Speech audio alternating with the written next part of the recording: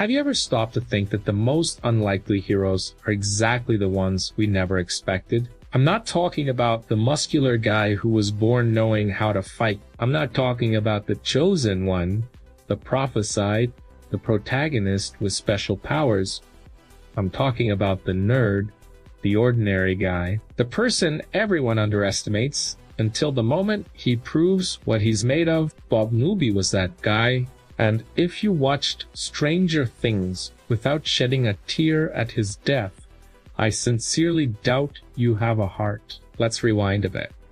Who was Bob NEWBY before he became a hero? He was Joyce Byers' boyfriend, the good-natured guy who worked at RadioShack, the tech enthusiast who still used references from old movies, the guy who showed up in season 2 and made everyone wrinkle their nose thinking, who is this dude trying to replace Hopper? Bob was ... normal. Painfully normal. In a universe where kids have telekinetic powers, where interdimensional monsters invade small town, where portals open to the upside down, Bob NEWBY was the guy suggesting they move to a bigger city to escape their problems. And you know what's craziest? He didn't even know about the real problems. Joyce hid everything from him. That demodog, the upside down. 11. The lab experiment. Bob lived in a world where the biggest dramas were annoying customers at the electronics store in which movie to watch on the weekend until he found out. And this is where Bob's story starts getting interesting, because when he finally understood what was happening, the monsters, the conspiracies, the mortal danger, he didn't run. He didn't break up with Joyce. He didn't call the police thinking everyone had gone crazy. He stayed. Think about that for a second. An ordinary guy without training, without weapons, without powers, looks the impossible in the eye and decides, I'm going to help. That's already heroism. But Bob went further. When the group gets trapped in Hawkins' lab with demodogs surrounding the building, everyone panics. The trained soldiers are dying one by one. The security system is locked.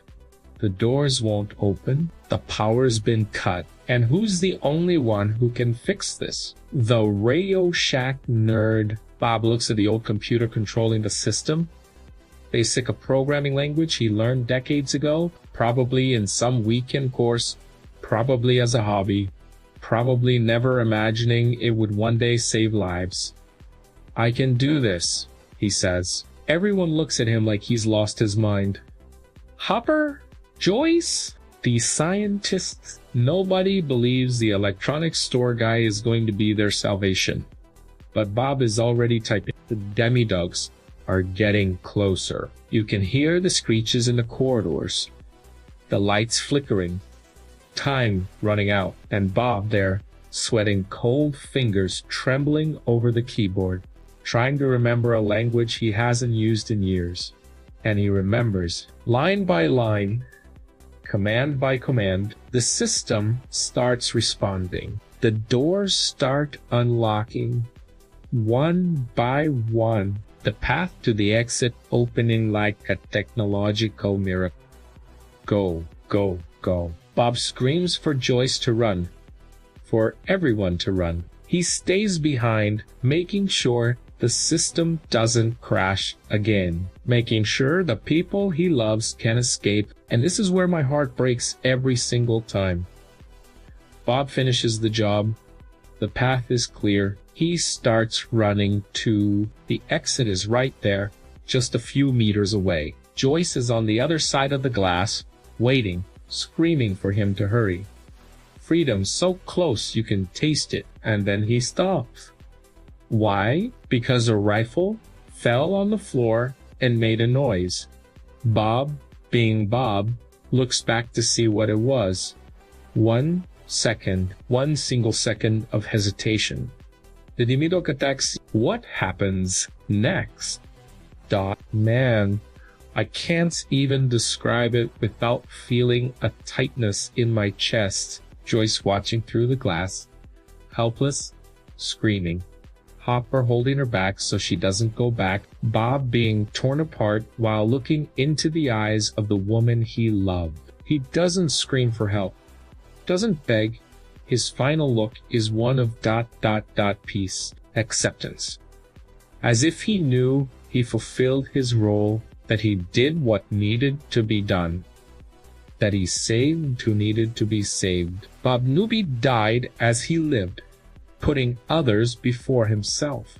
And that's what makes this death so devastating. It's not just the violence, it's not just the shock. It's the cosmic injustice of a genuinely good guy being punished for being good. The guy who hesitated to check on a noise. The guy who could have run without looking back. The guy who stayed behind to make sure everyone escaped first. The unlikely hero who proved that heroism has nothing to do with muscles or powers. It's about choices, about sacrifice, about putting something bigger than yourself above your own fear. You know, it gets me the most. Bob probably never saw himself as a hero. To him, he was just helping, just doing what any decent person would do, just protecting the woman he loved and the boys he had started to consider as sons.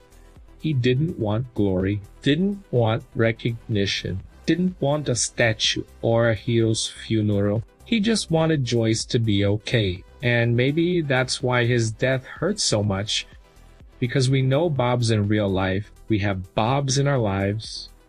That uncle who always helps with moving. That neighbor who lends tools without asking for anything. That coworker who stays late to solve a problem that isn't even his. Ordinary people doing extraordinary things because it's the right thing to do. Stranger Things has monsters, has supernatural powers, has government conspiracies, but the most human moment in the entire series is a middle-aged guy running through dark corridors, typing code on an old computer, screaming go, go, go, so that others can live. Bob Newby wasn't born a hero. He became one in the moment that mattered most, and died 1 second later. Season 2 of Stranger Things has many memorable moments. 11 reuniting with the group, Will being the snowball at the end, but nothing, absolutely nothing, stays burned in memory like those final seconds of Bob. The relieved smile when he sees the exit, the look of terror when he notices the silent acceptance, when he realizes he won't make it, and Joyce, on the other side of the glass, losing another person who dared to love her in that cursed town. Hawkins didn't deserve Bob Newby, but Bob Newby chose Hawkins anyway. And maybe that's the purest definition of heroism there is. It's not about capability, it's about choice. It's not about power, it's about will. It's not about winning. It's about trying, even knowing you might lose everything. Bob lost everything, but he saved everyone. So here's the question that won't go away, ... If you were in that corridor with the exit so close and the monster so close behind, would you have the courage to look back?